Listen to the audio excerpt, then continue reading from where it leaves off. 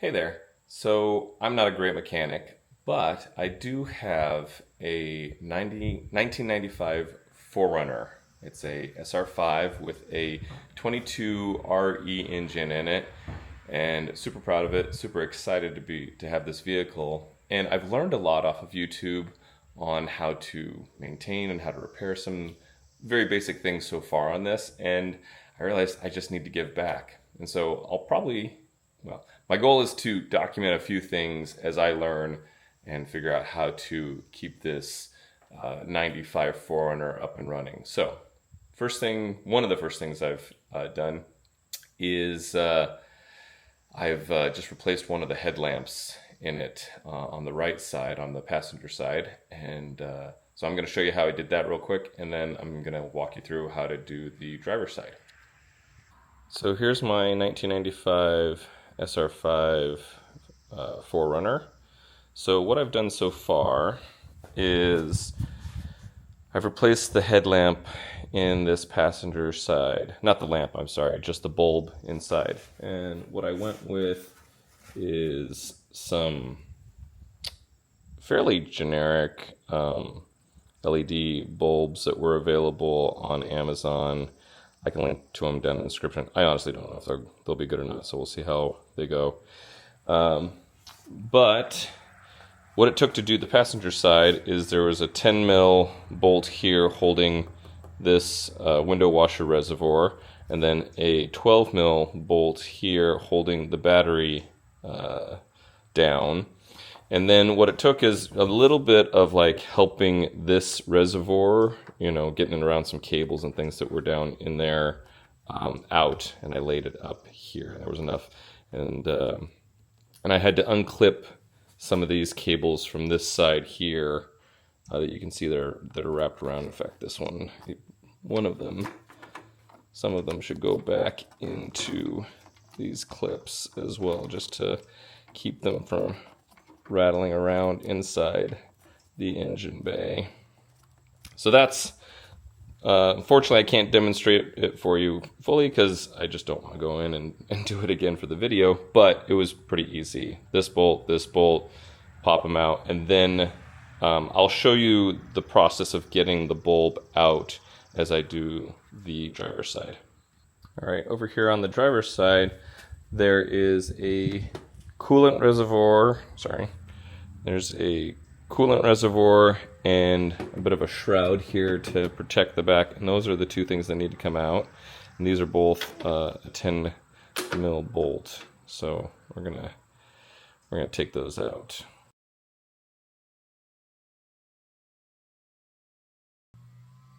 Okay, now that I have those bolts out, I think I can. What I'm gonna do is all I need to do is take this coolant tank, lift it straight out, pretty easy, but kind of nice. And I'm just gonna kind of set it here.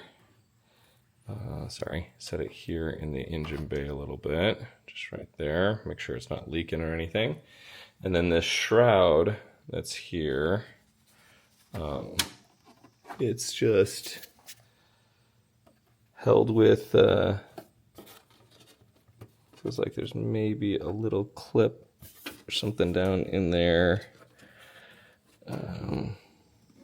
Yeah, and so this is basically just to cover. Oh, there's one other bolt back in here. Looks like a 10 mil as well, so I'm gonna pull that one off. Okay, with that other 10 mil bolt out from here, looks like my plastic's a little broken here. When I undid it, the top of that plastic came off. It's 30 years old, stuff happens. So now that gives me access to the bulb itself. And so there's a gray clip that I'm gonna undo, and then that should let me pull the bulb out of the housing, out of the lamp, and then we'll go from there. All right. So that let me pull the bulb out. There's a gray connector in the back that you pull it up off of this little tab there, lip, and then the bulb itself sits inside of this ring. This ring is what basically fastens it to the back of the lamp.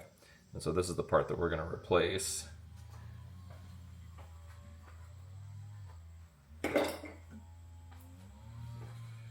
With this.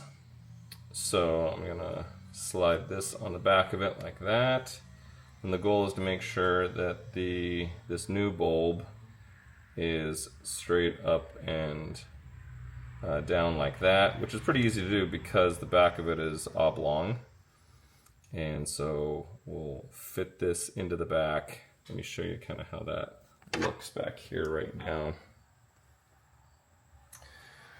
So you can kind of see the back of the housing there where it came out of, and down there's the gray connector to it that I'll clip around it. So first I'm going to put the bulb in, fasten that ring around the outside of it to get in there, and then connect the gray clip.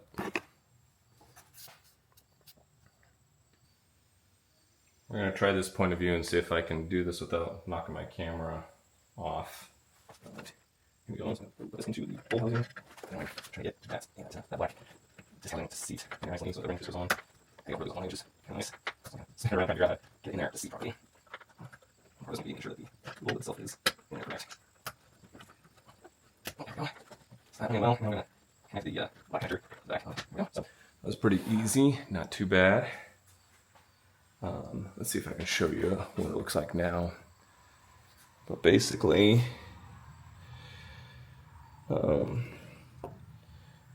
gray bulb with black ring connector around it and dark gray connector connected to the bulb. So like so many people before me, I didn't take it before, but needless to say, it was really dim. So let's turn them on, and hopefully this one turns on just properly, and this one still is turning on properly.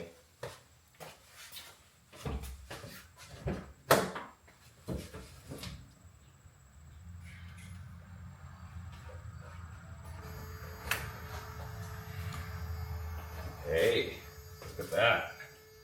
We got two bulbs working. So this is a good example of the before and after. So this is the original incandescent bulb, and I mean, yes, the lamp was much brighter, and obviously they're different temperatures and everything, but this is what we were at, and this is what we're at now with those LEDs. And so I'm thinking I'm gonna change those out to LEDs as well to match the temperature and to just give me some more brightness. So looking forward to that. I'm not sure if you can hear it over the noise outside from someone riding their motorcycle or whatever, but you can hear a little fan going on for these lamps, which is great.